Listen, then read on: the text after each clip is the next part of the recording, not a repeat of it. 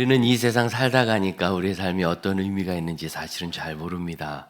그런데 역사가 보여주는 것은 한 사람의 변화와 한 사람의 깨달음, 한 사람의 결정, 한 사람이 한 일로 인하여 그때는 별거 아닌 것 같았는데 마치 각도기에 1도만 바꾸는 건 표도 안 나는 변화지만 시간이 길게 지나가면 도착가에 있는 지역은 완전히 다른 것처럼 새로운 일이 일어나는 것을 알고 있습니다. 그러므로 그리스도인이 믿음으로 하나님 나라의 삶을 산다는 것은 현 시대에 내가 이루는 것도 중요하지만 그 작은 움직임을 통하여 하나님께서 어떤 큰 변화를 이루실까를 포함하고 있다는 것을 꼭 믿으시기 바랍니다. 여러분, 우리가 무슨 능력이 있어서 대단한 역사를 변화시키겠습니까? 그러나 내 삶의 방향을 1도만 돌렸을 때, 하나님을 향하여 조금 더 가까이 갔을 때, 그로 인하여 그 후에 심지어 내가 이 세상 떠난 후에 어떤 경우에는 우리 후손을 통하여, 어떤 경우에는 교회에서 내가 가르친 아이들을 통하여, 어떤 경우에서 우리가 주 앞에 드린 예물을 통하여 하나님께서 하실 그 일은 상상할 수도 없는 큰 변화가 있을 수 있습니다. 모두가 다 그렇다 할 수 없지만 저는 믿습니다. 우리가 하나님을 사랑하며 한 그 모든 일은 우리가 하나님을 사랑하면 그 사람은 하나님도 알아주시느니라 말씀하신 그대로 반드시 하나님이 역사하실 것을 믿습니다. 그 일, 이번에 우리 청소년들이 그렇게 유럽의 비전들이 가고 오고 뭐 그 청소년 아이들이 거기 2주 갔다 온다고 무슨 역사의 변화가 있겠어요. 그러나 그 삶에 마음 변화된 것 하나가 그 인생의 방향을 바꾸고 그렇게 바뀐 인생에 벌려놓은 거리 하나로 인하여 세계 역사가 바뀔 수 있고 우리 민족의 미래가 바뀔 수 있다는 것을 저는 믿습니다. 하나님께는 그런 일이 아주 많습니다. 아주 많습니다. 엘리야 시대에 그의 선언대로 3년 반 가뭄이 있었고 그가 기도하고 3년 반 가뭄 끝나고 비가 내렸는데 그때는 죽을 것 살아난 것처럼 큰 지각 변동이었지만 그 일이 지금 문제가 뭐가 있겠어요? 그때 가물었고 그때 비가 온 거지. 역사상 가뭄이 없었던 때가 있습니까? 홍수는 언제나 있었습니다. 그게 무슨 변화가 있었어요? 그러나 지금도 우리가 엘리야를 기억하고 예수 그리스도에 대하여 사람들이 엘리야인가 할 만큼 엘리야가 했던 그 일이 우리에게 믿음의 울림을 주지 않습니까? 이 시대에 우리 그리스도인들, 특히 한국의 어려운 시대에 살아낸 우리 그리스도인들, 우리 선배님들은 전부 다 엘리야 시대를 살아난 것 같은 분들이시잖아요. 한국 전쟁을 겪어서 잿더미가 되고 전 세계에서 극빈국, 최빈국, 더 이상 가난할 것이 없을 만큼 가난한 나라, 그런 나라가 이렇게 여러분 경제 상황으로 인구 규모 여러 가지 따지면 우리나라가 현재 11위 정도 됩니다.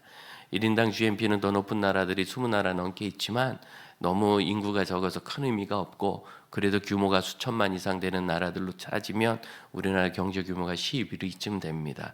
이런 믿기지 않는 변화, 이런 변화를 하나님이 일으키실 때는 결국은 그 엘리야 시대에 아무것도 없는 저 하늘을 향하여 기도했을 때 하나님께서 들으시고 손바닥만한 구름 일으키시고 그것이 큰 비의 소리로 엘리야에게 보인 것처럼 이 한민족, 이 한반도 아무 소망 없을 때 하나님께서 우리 아이 시험 하나 붙게 하시고 내 남편 직장에 다닐 수 있게 해주시고 우리 집에 먹을 것을 한 번 더 주신 것, 그것을 손바닥만한 구름인 것처럼 사모하고 기도하여 기적의 현재 한국과 세계 선교를 이루고 있지 않습니까? 그러므로 여러분, 한 사람, 나 한 사람의 무게와 가치를 결코 가볍게 여기지 마시기 바랍니다. 내가 오늘 기도한 것, 오늘 내가 결정한 것, 오늘 내가 결심한 것, 오늘 내가 헌신하고 섬긴 것, 그것이 어떤 결과를 가져올지는 성경이 말해주고 있고 성령께서 약속하고 계신 것이며 우리 주님의 약속은 헛된 것이 없으니 반드시 열매 맺을 줄로 믿습니다. 베드로가 그렇게 어려운 발걸음이지만 사실은 쉬운 길이죠. 9시간 부지런히 걸어가면 도착하는 거리가 요바에서 가이사랴입니다. 더구나 하나님이 가라고 하셨으니 발걸음이 얼마나 가볍겠습니까? 가지 말라고 하실까 봐 우리 발걸음이 무거운 거지. 확신이 없어서 무거운 거지. 하나님 보내신 길이라는 확신만 있으면 얼마든지 갈 수 있는 길입니다. 이달 말에 교단 총회 청소년 청년 사역협의회가 이제 학생 지도부인데 학생 지도부 임원을 우리 교회가 맡아 있습니다. 그래서 총회에서 비용을 주셔서 학생들은 자기 재정을 내고 가지만 임원 목사들은 여비를 다 해주셔가지고 저도 아이들 100여 명 데리고 일본 비전 트립을 다녀옵니다. 3박 4일 가는데 사실 가면 올 걸 굳이 내가 뭐 가나 이런 생각이 있는데 그래도 임원회 목사님들이 가서 기도해주고 같이 있어주는 것이 그것이 선교라. 그래서 갑니다. 그런데 어제 만난 목사님은 강사로 초청받아서 가는데 뭐 강사 그런 거예요. 가서 아이들에게 뜨겁게 정말 목회 잘하신 분들이거든요. 열정 전해주시고 후원도 잘 해주시고 그러고 오는 건데 이분은 월요일날 갔다 화요일날 오셔야 된다는 거예요. 상황상. 아니 일본이 아무리 가까워도 그렇지 월요일 갔다 화요일 오는 그 길을 간다고 저도 모르게 말리고 싶더라고요. 시간을 내시든지 안 되면 너무 힘들지 않겠습니까? 여러분 또 섬기는 교회는 저기 전라도 어디입니다. 밤 12시에 버스를 타고 새벽 4시에 인천공항 도착해서 그렇게 일정을 해야 되는 거예요. 월요일 출발이니까 주일날 그래야 되지 않겠어요? 아니 이 무리 되는 일정을 하신다고요. 나이도 저랑 거의 같아요. 저 1살 아래인가 그래요. 그런데 그래도 사명인이 해야죠. 사람의 계획으로는 그거 할 일은 아닙니다. 뭘 그렇게까지 합니까? 당신 없으면 목사 없는 것도 아닌데. 그러나 여러분 하나님의 마음으로 보면 거기 갔다 오는 그 발걸음으로 그 다음에 어떤 변화를 일으키실까? 이걸 내가 원한 것도 아니요 하나님이 시켜서 하신 것이니 뜻이 있는 것 아니겠습니까? 저는 이번에 출발하면서부터 세상에 비행기가 연착됐다. 전 지금까지 20몇 년 해외 선교 다니면서도 한 번도 그런 적이 없거든요. 딱 한 번 한 2시간 갈아탈 비행기가 안 와서 좀 공항에서 기다린 적이 있는데 그거 외에는 그렇게 큰 변화는 없었어요. 근데 어쩌면 이 아이들은 그렇게 하나님의 은혜가 많아가지고 첫 아웃리치에서 이렇게 비행기가 대박 연착, 호텔을 줬다면 정말 엄청나게 연착된 겁니다. 좀 뭐 연착됐다 해서 그런가 보다 했더니 보통 정도가 아니더라고요. 그러더니 또 철도가 파업을 해가지고 못 가고. 그런데 너무 놀라웠던 것은 왜 우리가 필요한 것보다 하나님이 돈을 더 주시는가 예산을. 우리 성도들이 그저 사랑 많아서 그런가 보다. 저는 사실 그 얘기했어요. 우리가 딱 필요한 만큼이 이만큼인데 여기에서 그냥 한 1%나 2%만 더 있으면 10%나 20%나 더 있으면 우리 아이들 그 어려운 일정에 밥이라도 한 2-3번 잘 먹이지 않겠냐. 청소년들은 그저 밥만 잘 먹이면 잘 굴러가요. 잘못해서 거기 겨울 감기도 심하대는데 독감도 심하대는데 좀 잘 먹으면 낫지 않겠냐. 하루 좀 편한 거 타면 훨씬 더 저항력이 올라가지 않겠냐. 면역력이. 전 그런 생각이었는데 그러고도 더 15%를 더 주시. 그러니까 한 20-30% 저희 모금 목표보다 많이 후원을 해주셨어요. 그랬더니 여기 있는 모든 일정을 위해서 하나님이 미리 공급해 주신 것이었어요. 미리. 목사가 막연한 생각으로 그런 거면 뭐 쓸 데가 있겠지. 저는 단순한 생각에 현재 어느 교회 어디 방문했는데 꼭 필요한 데가 있어서 헌금을 하고 오나 보다 그 생각을 했어요. 근데 그게 아니라 왜냐면 작년들이면 헌금을 하고 오겠는데 학생 비전 트립들이 무슨 뭐 자기가 번 돈도 아니고 다 부모님이 주신 돈이고 그래서 후원한 돈인데 그럴 일이 있을까? 그랬더니 그것이 아니라 그 하나님이 미리 예배하시면서 공급하셔서 넘어갈 수 있도록. 그래서 아이들이 참 잘 지내고 오는 걸 너무 감사히 봤어요. 이 모든 일이 앞으로 하나님이 더 큰 변화를 일으키시려고 손바닥만한 구름처럼 우리에게 일으키신 일인 걸 믿으시기 바랍니다. 참 위대한 선교사역을 하신 선교사님께 정말 대단합니다. 큰 일입니다. 그랬을 때 그 선교사님이 하셨던 얘기 제가 아직도 기억합니다. 목사님, 이 일은요 커다란 호수에 물 한 바가지밖에 안 되는 일입니다. 지금 이 일이 더 진행되고 나면 지금까지 된 일은 눈에 보이지도 않을 겁니다. 그런데 그분은 그 일을 하기 전에 돌아가셨어요. 끝난 것 같지만 끝난 것이 아닙니다. 그 비전이 살아있고 그 사명이 살아있고 그 역사가 살아있습니다.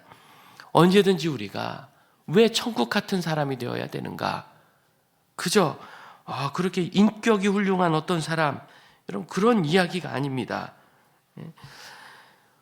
공적인 마인드, 하나님께서 하신 이 일에 대해서 우리가 내 자신을 버리고 내 자신을 낮추고 내 자신을 비우고 하나님께 영광 올려드리고 교회 공동체를 세우고 선교를 세우는 이 일이 개인의 인격의 도야라든가 신앙의 성숙이라든가 그냥 나에게 맡기신 어떤 사명이니까 내가 그냥 충성되겠다는 선에서 끝나는 것이 아니에요. 여러분, 우리의 모든 삶은 예수의 피값으로 사신 게 됐죠? 너희 것이 아니라 하나님의 것이니면 그러므로 너희 몸으로 하나님께 영광 돌리라고 성경 부르게 명령하십니다. 그래서 하나님의 것이니 공공 영역이에요. 하나님의 것이니 공공 영역이에요. 교회에서 생활비라고 이렇게 주시면 그 돈이 크든 적든 단 한 번도 제 돈이라 생각해 본 적이 없습니다.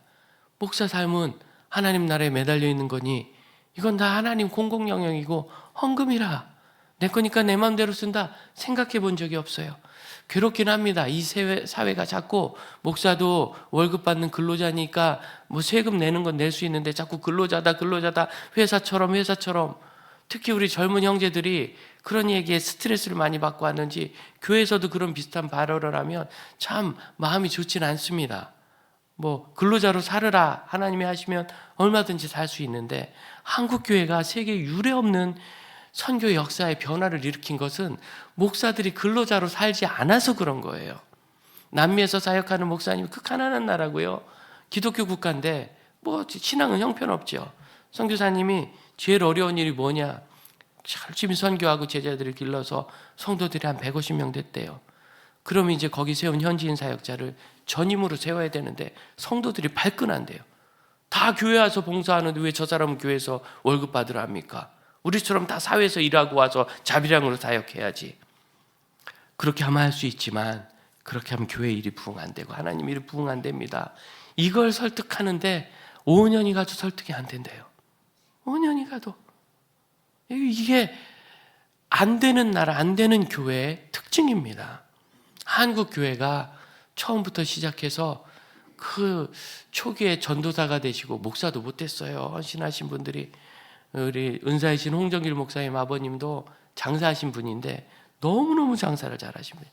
그래서 그 지역에서는 호남에서 아주 유능한 장사꾼으로 유명하신 분인데 돈도 많이 버셨고 그분이 그 돈 많이 버는 일을 그만두고 한동안 교회에서 전도사를 하셨었어요.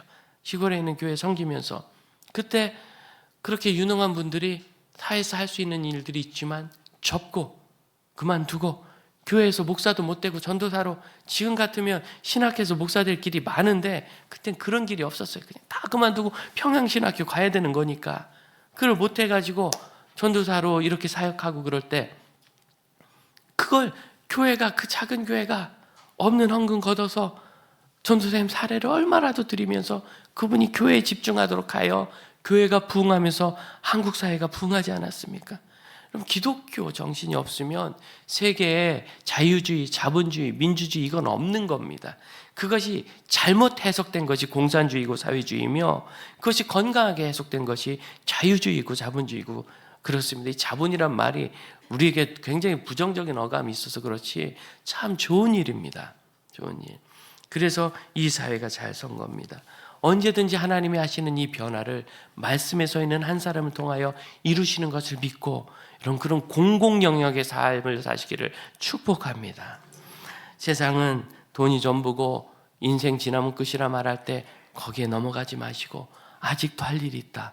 베드로가 교회의 수제자, 예수의 수제자가 되고 교회 리더가 되고 그로 말미암아 많은 사도들, 제자들이 흩어져서 곳곳에서 복음을 전할 때 이제 다 됐나 보다 싶을 때 이 베드로를 하나님이 따로 부르셔서 고넬료라는 한 사람을 만나게 하시고 고넬료가 베드로를 보고 얼마나 놀랐는지 절을 했다는 거예요. 왜 절을 했는가? 11장 14절을 한번 보시겠습니까? 11장 14절. 고넬료가 들은 말이 이겁니다. 이 이야기는 베드로가 예루살렘 교회에서 왜 이방인에게 복음을 전하고 세례를 주었는지 그와 교제하고 여러 날을 보냈는지를 설명하는 변명하는 그런 말이었는데 14절 같이 읽어봅니다. 그가 너와 내 온 집이 구원받을 말씀을 내게 이르리라 함을 보았다. 너와 내 온 집이 구원받을 말씀을 내게 이르리라. 우리와 우리 온 집이 구원받을 말씀을 베드로가 준다는 거예요. 그러니 어찌 절을 안 하겠어요. 하나님께서 천사를 보내서 모셔오라고 한 그분이니 어찌 절하지 않겠어요. 모셔와서 그에게 절을 한 겁니다.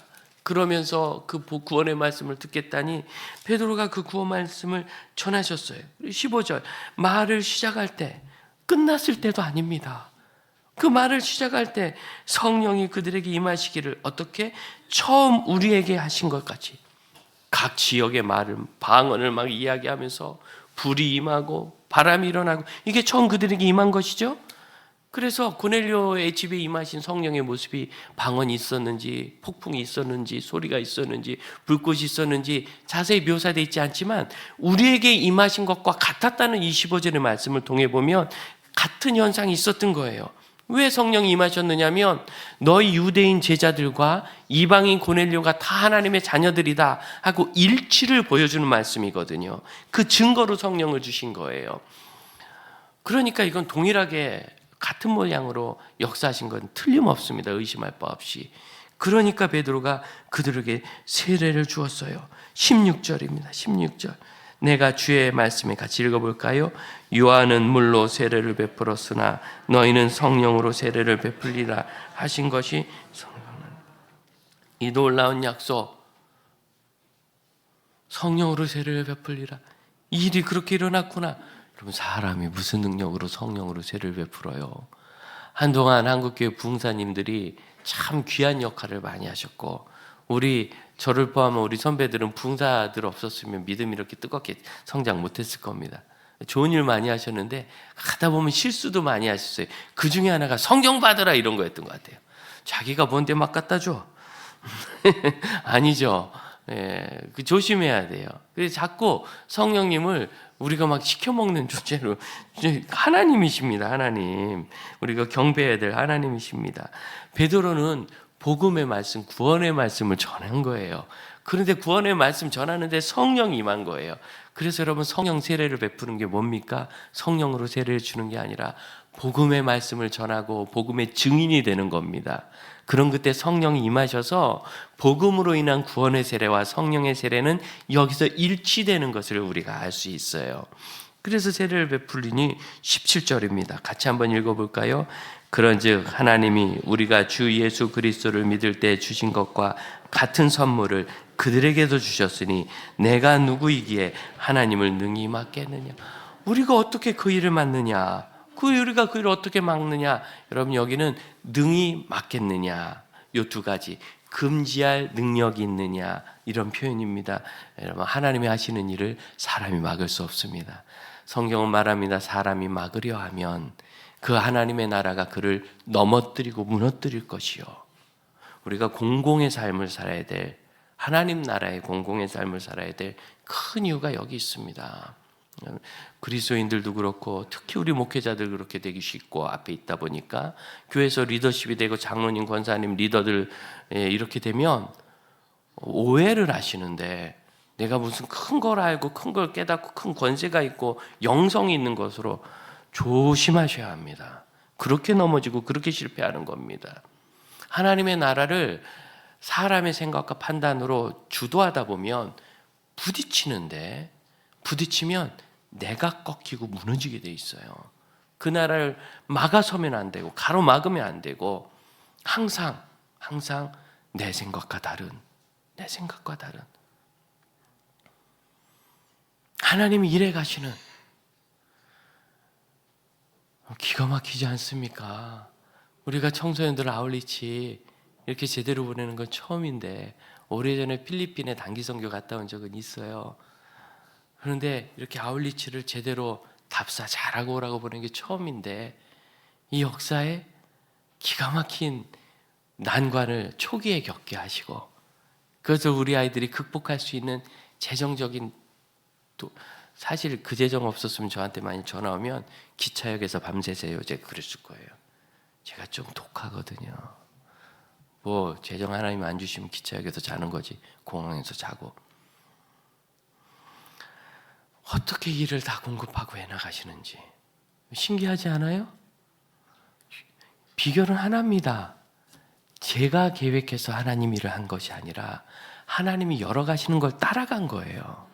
지금 베드로가 하나님이 인도해 가신 그 길을 따라갔듯이, 고넬료가 하나님 인도하신 그 길을 따라갔듯이, 하나님의 길을 따라가면 그 삶이 하늘 같은, 천국 같은 사람이 되고 삶이 된다는 걸 믿으시기를 바랍니다. 그래서 내가 무슨 일부러 한 것도 아니고 막을 수도 없는 거예요. 하나님이 하시니까. 그럼 하나님이 하시니 우리가 할 것은 따라가며 순종하는 거죠. 그러자 18절, 그들이 이 말을 듣고, 참 아름다운 말입니다. 잠잠하여. 잠잠하여. 지금 시끄럽거든요. 어떻게 베드로 당신이 우리의 리더라고 하면서 유대인으로 이방인과 함께 부정하게 교제할 수 있습니까? 막 난리가 나서 예루살렘에 교회가 다 소집이 된 거예요. 이 시대로 얘기하면 총회가 열린 겁니다. 긴급 총회가. 베드로가 이단짓 했다 이거죠. 긴급 총회. 그런데 그 자리에서 베드로가 쭉 간증하자 세상에 어떻게 그 교회가 모인 것이 잠잠해질까요? 지난 연말 공동회를 저희가 마쳤고, 연말 공동회 이제 항상 1월 첫 주에 하도록 돼 있는데, 그렇게 저희가 하기 시작했는데, 올해부터 뭐 그냥 예결산 잘 보고하고 이렇게 검증해서 이렇게 세웠습니다. 뭐 혹시 세부적인 이상은 조금씩 수정하면서 하겠습니다. 네, 끝냈어요. 한 분이 그러셨대요. 뭐 여러분이 그런 생각했겠지만, 난 그동안 공동회에서 이렇게 조용히 넘어가는 거 처음 봐요. 왜? 정직하게, 깨끗하게, 진실하게 그렇게 다 준비했고, 우리가 그동안 10년 넘게 그 일을 서로 보았지 않습니까? 예산 세운다고 쓰는 것도 아니요. 사실 교회에서 제일 쓸데없는 짓이 예산 세우는 일입니다. 누가 준다고 그걸 마음대로 세워요? 세우면 줍니까? 하나님이 주십니까? 우리가 어디 사업을 해서 돈을 벌어옵니까? 농사를 져서 소출을 얻습니까? 하나님의 자녀들이 하나님께서 헌금하는 대로 되는 거지. 그래서 프리셉트의 대표셨던 김경선 목사님, 대표이신 김경선 목사님은 교회 개척하고 20년 예결산이 없었대. 결산은 있었대. 결산은 예산이 없었대요. 뭘 세우냐? 그런데 이제 교회가 커지고 규모가 생기니까 그래도 이렇게 구분은 해놔야 되지 않느냐. 그래가지고 4년 전인가 전화했어요.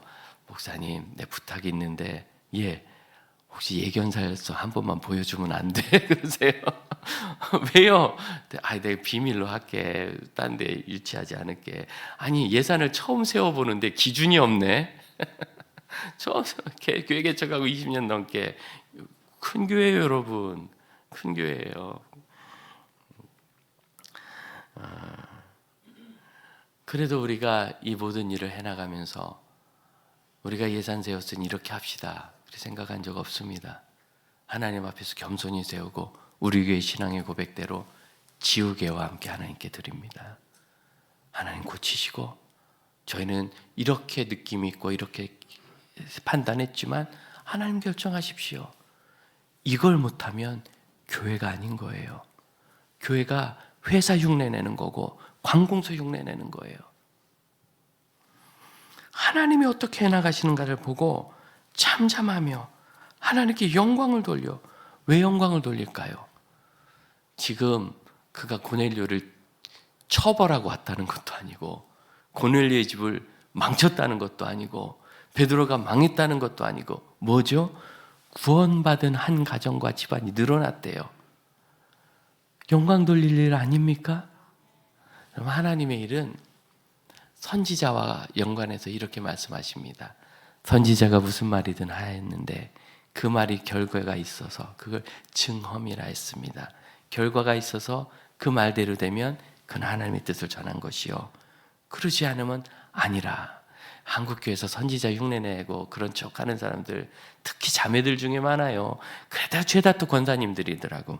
요즘엔 또 어디서 배워서 선교사는 이름을 또 거기다 붙여. 문화선교사, 문서선교사, 그 뜻은 내가 이해하겠는데 좋지 않습니다. 심지어 은퇴하신 목사님들이 선교지 가서 강의 좀 하시면서 나도 해외 선교사라 해달라, 가서 사시라고 그랬어요. 내가 1년에 3분의 2 이상 현지에서 거주하시고, 그러고 3년 지나고 얘기하자. 어떻게 선교사라는 이름을 그렇게 막 붙이는가. 그냥 선교를 섬기는 목사고, 필요하면 한국에서 선교단체 만들어서 거기 대표를 하시든지 이사를 하시든지 하시지, 왜 선교사라는 이름을 거기다 쓰기를 원하느냐. 이런 것들 그렇게 좋아 보이지 않아요. 하나님께서 해나가시는 것을 따라간다는 것은, 하나님 지금 어떻게 열어가시는가 하는 것을 따라간다는 것은 언제든지 우리 마음을 거기, 우리의 삶을 열어드리고 하나님이 쓰실 수 있도록 내어드리는 겁니다. 그래서 거기서 한 영혼을 얻었고, 한 사역을 얻었고, 한 나라를 얻어서 선지자가 그 이야기를 해서 그 하나님의 역사가 일어났어요. 이를 지도해도 일어났어요. 그럼 그건 하나님이 하신 일이죠. 맞습니까? 이번에 아울리치 보내는데 많은 분들이, 목사님, 우리 교회가 그렇게 큰 헌금을 후원을 해본 적이 없는데 되겠습니까? 저한테 다 찾아와서 잘못했다 해야죠? 그냥 넘어가면 안 되는 거예요. 저한테 할 필요 없고 하나님 앞에 제 믿음과 마음이 커지기를, 하나님이 하시는 일을 바라보기를 기도하셔야 됩니다. 기도하셔야 됩니다. 저도 될지 안 할지 몰라요. 하나님이 해나가시니까 순종해서 가는 거예요. 따르셔야 돼요. 여러분, 우리가 천국 같은 사람이 되시길 축복합니다. 우리의 삶이 천국 같은 사람이 되려면 천국 같지 않은 것을 발견하고 버려야 돼요. 사실은 이미 우리는 성도라. 하나님의 성화의 과정 가운데, 우리를 거룩하게 만드시는 과정 가운데 있기 때문에 부정한 것만 떼내면 되는 거예요. 예수께서 우리의 주인이 되시고 성령이 우리 안에 임재하시는데 우리가 거기다 뭘 더하겠습니까? 예수님이 부족하십니까? 복음이 부족합니까? 성령님이 부족하십니까? 우리가 더 더할 것이 없고 떼낼 것만 있는 거예요.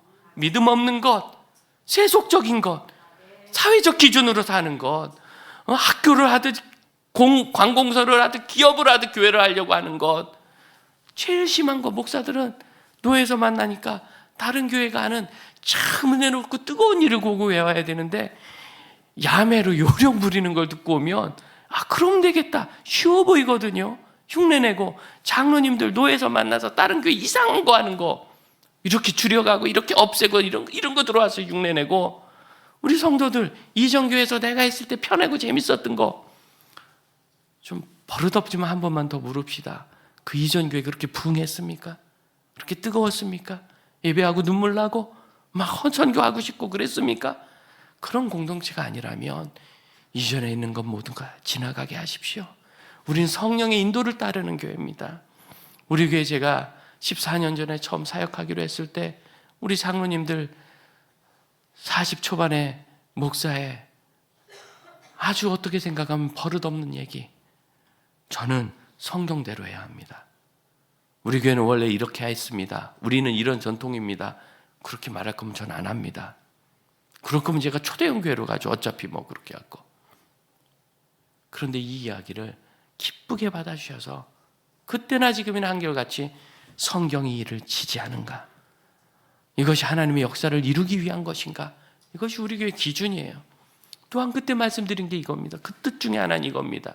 성경이 허용하는 것을 금하면 안 됩니다. 성경이 허용하는 것을 금하면 안 됩니다. 열어주고 그게 망하면 하나님 뜻이 아닌 거예요. 증언이 없으면, 결과가 나오면 하나님이 하시는 겁니다. 믿으십니까? 천국 같은 성도가 되시길 축복합니다. 하늘나라 같은 일이 이 공동체 안에 일어나는데 여전히 땅에 사는 사람처럼 살면 어찌하겠습니까? 10장 37절 한번 보십시오. 10장 47절, 10장 47절. 그들에게 성령이 임하는 것을 보들 때 베드로가 뭐라 합니까? 이같이 성령을 받으니 누가 물로 세례 주는 것을 금하리요. 이게 11장 17절에 있는 것과 똑같은 말입니다. 어떻게 금할 수가 있는가? 이 똑같은 두 단어가 10장 47절에 금할 수 없다, 11장 17절에 어찌 금하겠는가 하는 이 말에 공동으로 쓰였다는 걸 기억하시고, 여러분 다시 한번 말씀드립니다. 우리가 천국 같은 사람이 되는 건, 거룩한 성도가 되는 건 뭘 더 이루려고 할 필요가 없고 하나님의 뜻이 아닌 것으로 사는 양식을 버리는 것에서 시작하는 거예요. 왜냐하면 예수 믿어 복음이 충만하고 성령은 더 이상 더할 것이 없는 완벽한 하나님으로 우리에게 계시기 때문입니다. 그래서 36절부터 43절까지 그들이 복음을 전하고 복음의 증인된 것을 잘 확인해 보세요.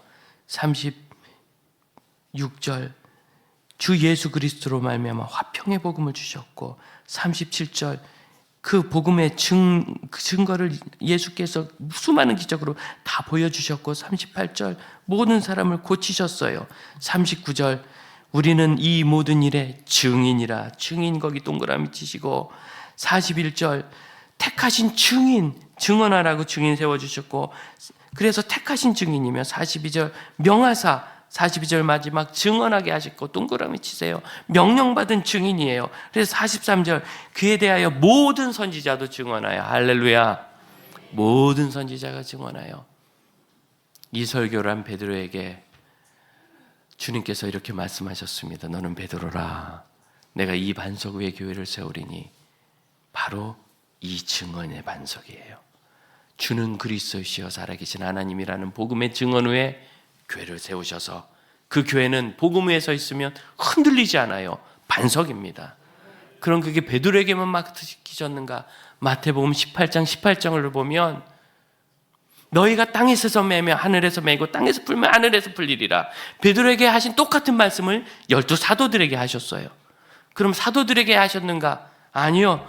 요한복음 20장 23절을 보면, 그 23절을 보면 너희가 누구의 죄든지 사하면 사여질 것이요 누구의 죄든지 그대로 두면 그대로 있으리라. 교회에게 하신 말씀입니다. 그래서 이건 베드로에게, 제자들에게, 교회에게 모두 주신 하나님의 명령인 것을 믿으시기 바랍니다. 복음으로 여러분 천국 같은 사람이 됩시다.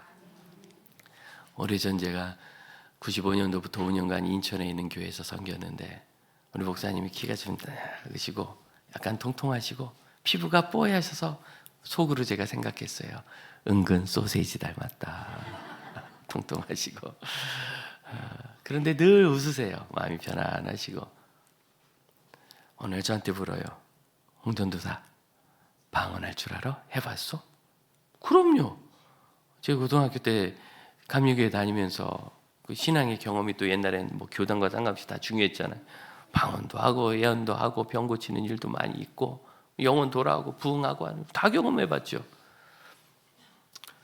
교만하지 마 그러고 가시더라고요. 당신은 못하신다고. 나는 못해. 이분 굉장히 지적인 분이세요. 무엇이든지 성경적으로 대답을 너무 잘하셨어요. 그래서 나도 우리 목사님처럼 저런 부분에 대답을 잘하는 그런 목사가 되고 싶다. 그래서 기도 참 많이 했어요. 그렇지만 자라오면서 모태신앙이지만 그런 어떤 성령을 인격적으로, 그리고 성령의 역사를 삶으로 경험하는 일이 없었던 거죠. 안식년을 가셨다가 3분의 1이나 지났나 성령의 은혜를 경험하게 됐어요. 뭐 본인이 원했던 것이 아니라 사실은 호기심에 구경 갔다가 성령의 역사를 경험하고 막 완전히 변해가지고 안식년을 중단하고 중간에 그냥 들어오셨어요. 그리고 교회에서 설교를 시작하는데 별 희한한 역사들이 많이 일어났습니다. 내 눈앞에서 집사님이 떼굴떼굴 구르면서 막 잘못했다고 하는데 그 죄가 막 토설되는데 정말 경외의 감이 들어요. 병도 많이 났고, 물론 안 낫고 돌아가신 이도 계셨지만 그보다 훨씬 많은 분들이 치유함을 얻었고, 또 단산됐던 가정에 아이 낳는 일도 있었고, 그러면서 아이 교육관을 새로 지어서 기도할 수 있는 처소를, 본당이 사실은 기도하긴 조금 어렵잖아요. 예배하긴 좋아도. 그걸 마련해서 그때 400명 금요기도에 모여서 2시간씩 기도하는데 청소년들만 100명씩 모였어요. 그 기도회를 담임 목사님 인도하시는 걸 보고 금요기도회는 이렇게 해야 된다 한 첫 도전을 받았고, 그게 바뀌고 성장해서 우리 교회 금요기도회가 된 겁니다. 우리 교회 금요기도회가 더 좋습니다. 제가 왔던 초기에 우리 금요기도회 우리 목사님 모셔서 3주간 특별 집회했는데 되게 부러워하고 가셨어요. 그렇습니다. 다 은혜죠. 배워서. 근데 어느 날 목사님이 교회가 산 위에 있어서 위쪽인데 이러고 걸어오세요. 약간 뒤뚱뒤뚱. 진짜 소세지 같아. 이렇게 걸어오세요. 슬슬. 그래서 이게 아프신가 보다 놀래가지고 목사님 무슨 일이세요? 그랬더니 아무 일 아니라고. 가까이 오셔서 살살 속삭이듯이 나 지금 성령님이 임하시는데 나 이걸 좀 잊고 싶지 않고 읽고 싶지 않아서 살살 걷는 거야. 그러면서 무리를 걷듯이 살금살금 걸어서 들어가요. 그때 보고 알았어요. 하늘 같은 사람, 목사님을 보는데 성령님을 사랑하고 사모하고 교제하는 게 저런 거구나. 뭐 거기 무슨 일이 있는 게 아니라 내가 사랑하고 사모하고 교제하는 마음. 얼마 지나지 않아서 젊은 가족들이 늘어나면서 사무실이 부족해졌습니다. 중층에 두 번째 사무실인데 시설이 허무해서 아무도 안 들어가요. 저걸 수리해야 되겠다 하고 고치는데 되게 괴로워하세요. 왜 그러세요? 아니 거기가 중층이다 층고가 낮아서 중간 천정을 다 걷어내고 거기를 깨끗이 정리해가지고 써야 되는데 그러려면 몇백만 원 돈이 더 들어난다고 장로님들이 하지 말제. 아 네. 근데 또 할 일은 해야 되거든. 그러더니 한 일주일 고민하시다가 어디서 한 500만 원을 마련해 오셔서 그걸로 공사하셨어요. 또 씁쓸해하세요. 왜요? 장로님 만나서 장로님이 공사를 안 하면 안 됩니다. 꼭 해야 되니까 이 돈으로 하시죠 했더니 냉큼 받아가더래. 그러면 안 돼. 교회 돈 없어서 그런 것도 아니고 받아갈 정도로 필요하다면 쓰든지 돈 아까워서 그런 게 아니라 어차피 드린 건데 그런 상태를 씁쓸해한 거예요. 그리고 나서 공사가 끝났는데 제가 봐도 잘했어요. 그때까지는 천정에 이렇게 중간 막이 없이 뚫는다는 건 상상도 할 수 없는 일이었어요. 근데 그걸 해놔가지고 거기가 아주 괜찮아졌어요. 사람들 들어가기도 좋고. 그리고 저에게 하신 말씀, 홍전도사 잘 기억해. 목사는 해야 될 일은 해야 되는 거야. 그걸 잘 하지 않으면 그 다음 계속 그게 이런저런 어려움을 가져오고 오랫동안 가. 그러나서 어느 날 승합차 2대 나눠 타고 전 교회 사역자들이 세미나를 다녀왔습니다. 오는 길에 제 친구 전도사가 저 운전하고 담임 목사님이 조수석에 앉고 우린 승합차 뒤쪽에 앉아서 그때 꽤 유명한 찬양 테이프를 들었는데 그 팀이 그때 좀 문제가 있었어요. 구설수가 있었죠. 그래서 우리끼리 좀 흉을 봤어요.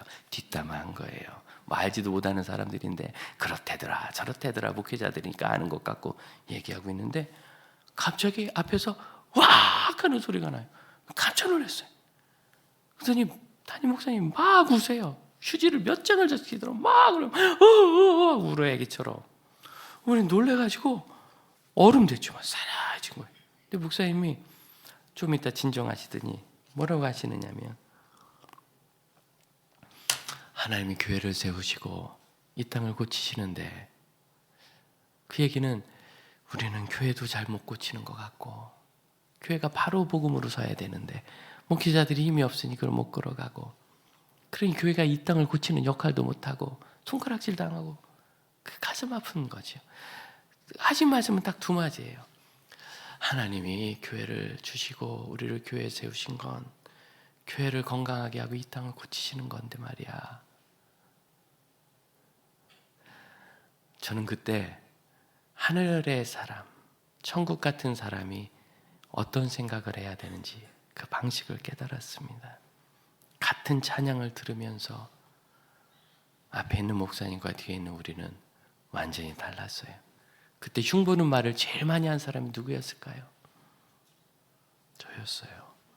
제가 거기 아는 사람이 몇 명 있었거든요. 천국 같은 방식으로 생각합시다. 우리 찬양하고 좀 시간이 많이 갔지만 하나님께서 우리를 세우신 이유를 돌아보고 잠시 기도하기를 원합니다.